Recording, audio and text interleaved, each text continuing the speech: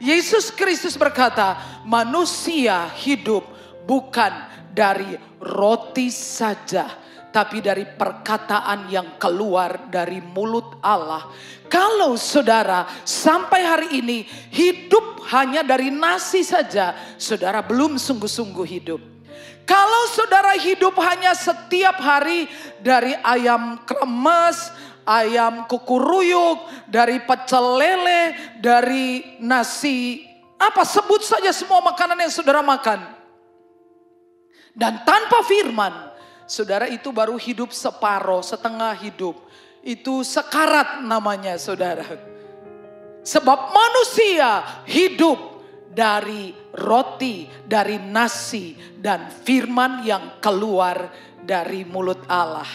Amin saudara. Hiduplah setiap hari, aturlah menu makan saudara setiap hari. Yaitu makan roti, makan nasi, dan juga makan firman setiap hari. Supaya saudara sehat. Saudara tahu banyak orang Kristen mempunyai Alkitab, tapi mereka tidak mempunyai firman Allah.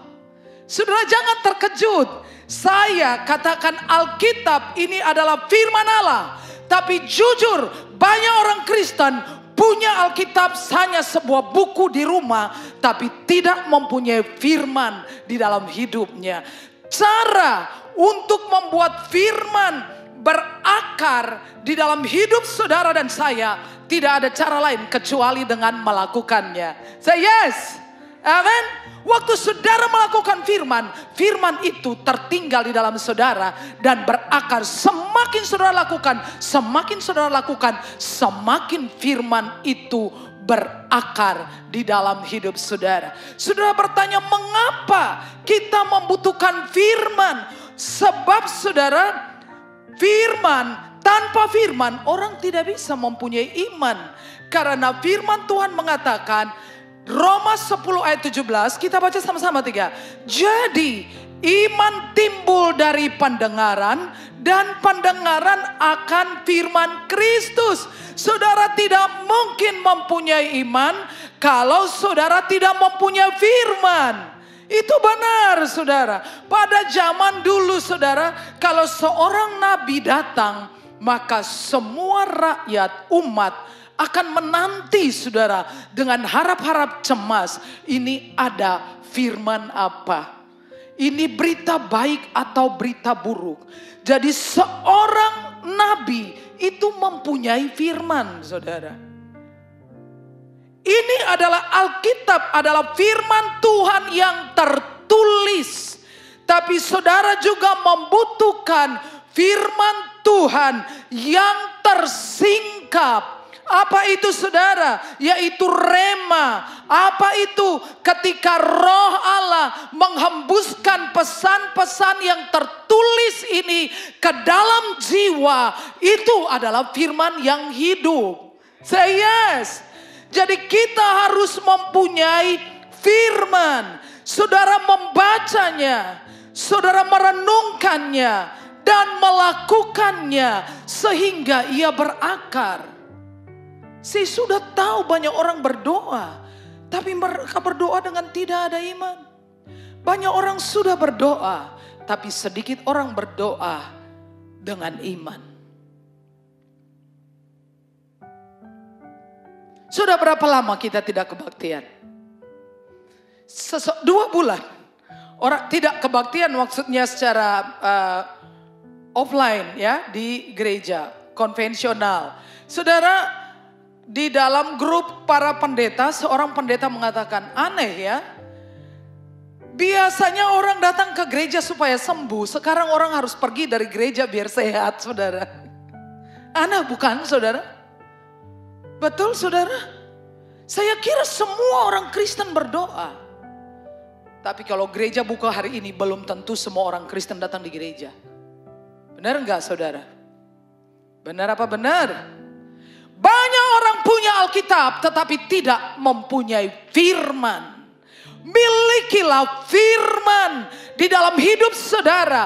Tanpa firman tidak akan ada iman saudara.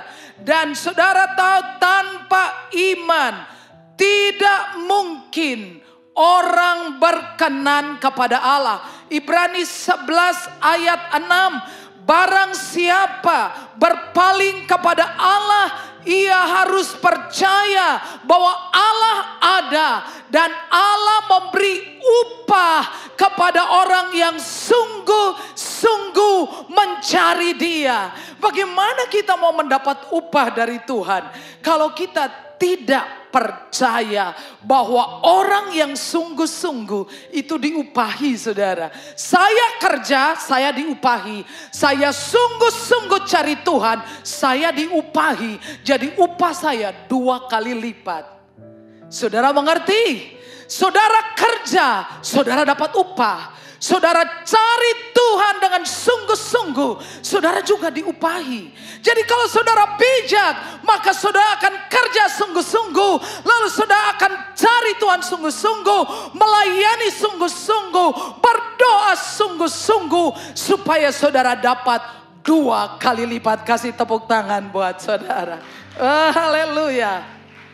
Siapakah survivor? Mereka adalah orang yang membangun hidupnya di atas perkataan Tuhan. Yang kedua, siapakah survivor?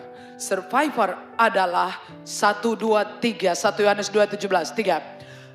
Dan dunia ini sedang lenyap dengan keinginannya, tetapi orang yang melakukan kehendak Allah tetap hidup selama-lamanya. Yang kedua, survivor adalah mereka yang melakukan kehendak Allah. Katakan melakukan kehendak Allah. Oh, itu sangat luar biasa, saudara. Bagi Tuhan Yesus, melakukan kehendak Bapa itu adalah prioritas. Kita selalu memprioritaskan apa yang kita anggap penting. Betul, saudara? Amin, saudara.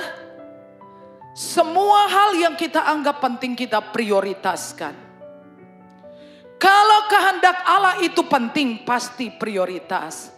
Bagi Yesus kehendak Allah itu prioritas. Itu penting.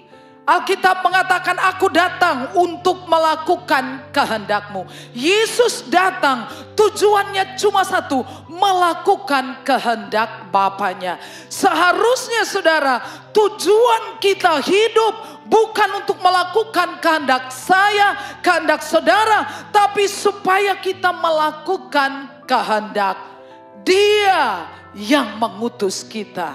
Amin, saudara. Itu harus jadi prioritas, saudara. Doa itu prioritas. Kalau saudara tidak suka berdoa, berarti doa tidak penting. Kalau doa tidak penting, saya katakan Tuhan tidak penting untuk saudara.